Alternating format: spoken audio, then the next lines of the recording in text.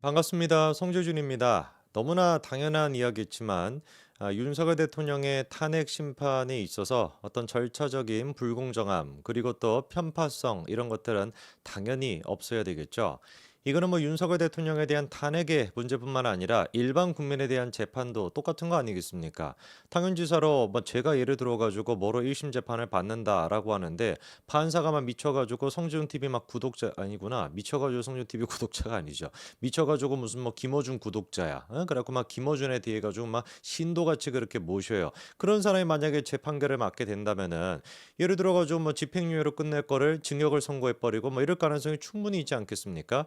그리고 그거를 대놓고 이런 판사가 자기 온라인에다가 그런 성향을 드러내고 있고 그리고 또 언론을 통해 가지고 그런 것들이 전파가 되고 있다라고 한다면 저부터 일단 먼저 나서 가지고 이거 불공정한 재판이다 이렇게 이제 얘기하지 않겠냐고요. 하물며 저 같은 사람뿐만 아니라 대한민국의 운명을 좌지우지할 수 있는 대통령에 대한 탄핵을 심판하고 있는 헌법재판소가 어떻게 된 것인지 이거는 김어준이를 뭐 팔로우한다라고 하는 그런 식의 판사보다 더하면 더했지 결코 덜하지 않다라는 겁니다.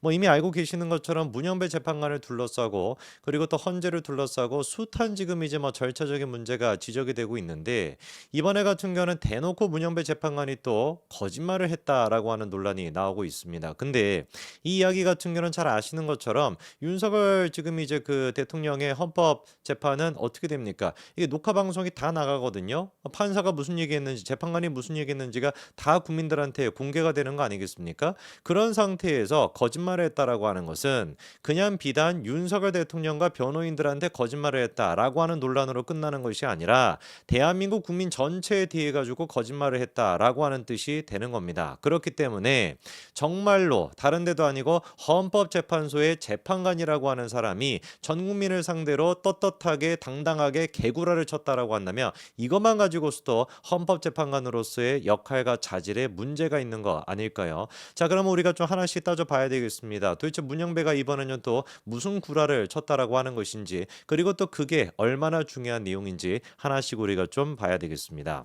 지난번에 문영배 지금 이제 그 재판관 같은 경우는 7차 변론에 앞서서 이런 이야기를 한 적이 있습니다. 반대 신문 사항을 미리 제출해 달라고 윤석열 대통령 측에게 요청한 적이 없다라고 하는 취지의 발언을 했던 거거든요. 자, 그런데 알고 봤더니만 분명히 지금 문영배가 반대 신문 사항을 윤석열 대통령 측에게 미리 제출하라고 요청한 적이 없다라고 했지만 알고 봤더니만 여러 차례에 걸쳐 가지고 반대 신문 사항을 제출하라고 압박했다. 누가? 헌재가. 이게 지금 이제 확인이 됐다라는 겁니다. 자, 그러면 일단 요 얘기를 들었을 때 명확하게 요청한 적이 없다라고 했는데 요청한 적이 있어. 그러면 이것만 가지고도 거짓말이겠죠, 그렇죠? 그럼 뭐 사사로운 어떤 그 뭐 서류가 됐거나 무슨 뭐 종이 이런 것들을 둘러싸고 논란이 된다라고 한다면 문제가 안 되겠지만 여기서 지금 얘기하고 있는 반대 신문 사항이라고 하는 게 뭐냐? 이렇게 이제 얘기가 됩니다. 증인의 거짓이나 위증을 밝히기 위한 질문지예요. 그러니까 예를 들어서 증인이 나왔어요. 그럼 이 증인한테 내가 이 사람 내가 봤을 때 거짓말 치는 것 같아. 그래서 이 거짓말 치는 거를 밝혀내기 위해 가지고 요러요러한 질문들을 해야 되겠다라고 하는 걸 이제 그 정리하는 거. 요게 이제 그 반대 신문 사항이라고 생각하시면 되는 겁니다. 그러면은 이거는 지금 어마어마하게 중요한 내용인 것이죠. 그렇죠? 증인의 지금 객관적인 증거가 계엄 사태나 지금 내란에 대해 가지고 없는 상태잖아요. 사실상 객관적 증거라고 하는 그 메모지 같은 경우도 신빙성이 왔다 갔다 하고 있는 그런 상태다 보니까 증인의 증언이 굉장히 중요해요. 이 지금 재판은. 그러면 그런 상태에서 윤석열 대통령 측에서 이 증인의 신빙성을 문제 삼기 위해서 이러이러한 질문을 준비했다라고 한다면 이거는 진짜 뭐겠습니까? 시험으로 쳤었을 때는 답안지 같은 거예요. 거의 뭐 컨닝 페이퍼 수준이 되는 거 아니겠습니까? 윤석열 대통령 측에서 나한테 이런 질문 하겠네? 그럼 거기 맞춰서 내가 이런 것들 이렇게 답변하면 되겠다라고 하면 끝나는 거니까. 특히나 지금 이제 문제가 되고 있는 게 홍장관 아닙니까? 방금 제가 지나가면서 그 메모지가 문제가 된다라고 했는데 이번에 반대 신문사항을 미리 그렇게 제출해 달라라고 헌재가 요청했었을 때 그 내용이 누구랑 관련된 내용이다? 홍장원과 관련된 내용이라는 거예요.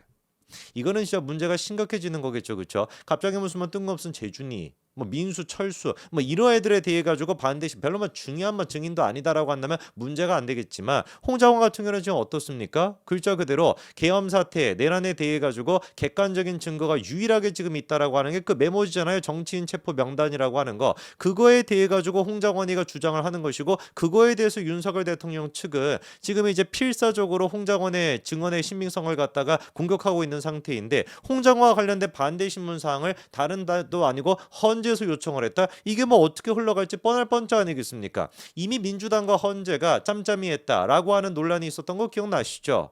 내란죄 그 여부에 대해 가지고 이번에 헌재에서는 다루지 말자. 시간이 이거 오래 걸릴 수가 있고 조기 대선 치러야 되는데 빨리 지금 이제만 대통령 만들어야 되는데 그게 우리 형배의 생각 아니겠습니까? 그래가지고 이제 그 헌재 측에서 민주당에게 먼저 귀띔을 해줬다. 이런 식의 논란까지 있던 거 기억나시잖아요. 이런 상황이다 보니까 다른 사람도 아니고 홍장원 그 홍장원의 메모지와 관련돼 가지고 반대 신문 사항에 들어가 있는 내용을 헌재가 도대체 왜 이렇게 압박을 했을까? 이거 받아다가 홍장원이나 국회 측에다가 전달해 줬던 거 아니냐? 이런 의심이 충분히 되는 거 아니겠습니까? 이렇게나 중요한 사항이다 보니까 문영배가 이 부분에 대해 가지고 해명을 했었는데요. 뭐라고 해명을 했었냐? 먼저 증인 반대 신문 사항 제출에 오해가 있어서 설명을 하겠대요. 증인 반대 신문 사항을 1일 전에 제출해 달라고 재판부가 요청한 적이 없다. 분명히 이렇게 얘기했습니다. 다만 동영상 상영 등 필요한 사항을 준비시키고자 심판사무관과 직원이 반대 신문 사항을 미리 요청한 적은 있다. 하지만 심판사무가 직원이 증인에게 반대 신문 사항을 미리 제공한 적이 없음을 확인했다. 이렇게 지금 얘기를 했습니다. 이게 지금 무슨 말인 거냐? 심판사무관과 직원이 반대 신문 사항을 요청한 적이 있기는 있대요. 근데 그 이유가 뭐였다라는 겁니까? 동영상 상영. 뭐 예를 들어 가지고 우리가 이제 반대 신문하는 거에 동영상을 뭐를 틀어야 된다. 뭐가 있어야 된다. 이렇게 하면은 그거를 이제 미리 준비하기 위해 가지고 반대 신문 사항을 갖다가 요청한 적은 있지만 그거를 제외하고 무슨 뭐 하루 전에 제출해 달라고 재판부가 요청한 적은 없다라는 것이죠. 정말 사실인지를 보니까 실제 사실은 이제 어떻게 나와 있냐?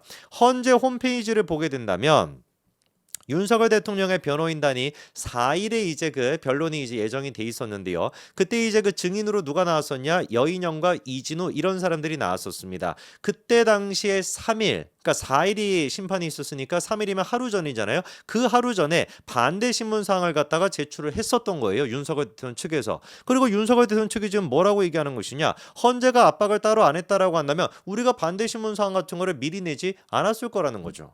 당연한 거 아니겠습니까? 자, 그러면은 이미 지금 여인영과 그다음에 이진우 요 지금 탄핵 심판 전에도 하루 전날 반대 신문 사항을 제출했습니다. 그리고 홍장원의 케이스 때도 마찬가지로 제출했다라는 것인데 이 재판부가 만약에 공정한 것이다라고 한다면 그리고 정말로 동영상 같은 거를 준비하기 위해 가지고 반대 신문 사항이 필요한 것이었다라고 한다면 누구 측에도 똑같이 반대 신문 사항을 요청을 했어야 되겠습니까? 홍장원 측에도 마찬가지로 요청을 했어야 되겠죠. 그런데 어떻게 된 것인지 홍 전 차장은 반대 신문 사항만큼은 절대로 미리 제출할 수 없다라 그래가지고 끝끝내 이거를 버텨냈다라는 거예요. 누구만 지금 제출을 사실상 했다라는 겁니까? 윤석열 대통령 측에서만 했다. 이런 뜻이 지금 되는 거 아니에요.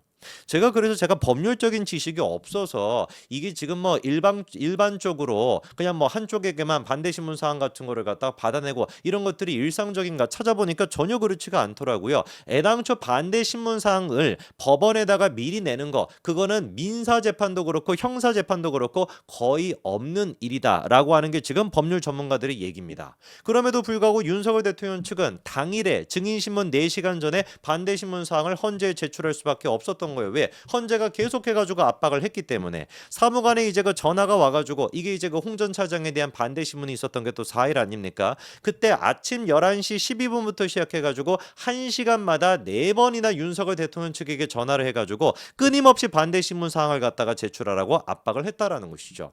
분명히 이런 식으로 사실관계가 확인이 됨에도 불구하고 왜 도대체 문영배 재판관 같은 경우는 대놓고 거짓말을 했다라고 하는 논란이 있다 이런 식의 기사가 쏟아져 나오게 만드는 겁니까? 우리가 의심을 안 할래 안 할 수가 없는 거예요. 이미 민주당과 헌재가 짬짬이 했다라고 하는 논란이 있는 마당에 반대 신문 같은 경우도 홍장원 측 같은 경우는 끝끝내 버티고 윤석열 대통령 측 같은 경우는 저런 식으로 제출했다라고 한다면 이 반대 신문 사항이 국회에도 공유가 됐던 것은 아닌지, 그래서 미리 국회가, 즉 민주당이 홍장원이 됐거나 이런 사람들과 입을 맞출 수 있었던 것은 아닌지 강력한 의심이 될 수밖에 없겠죠. 명명백백하게 이 부분에 대해 가지고 헌재는 해명해 볼 필요가 있어 보입니다. 여기까지 말씀드리겠습니다. 감사합니다.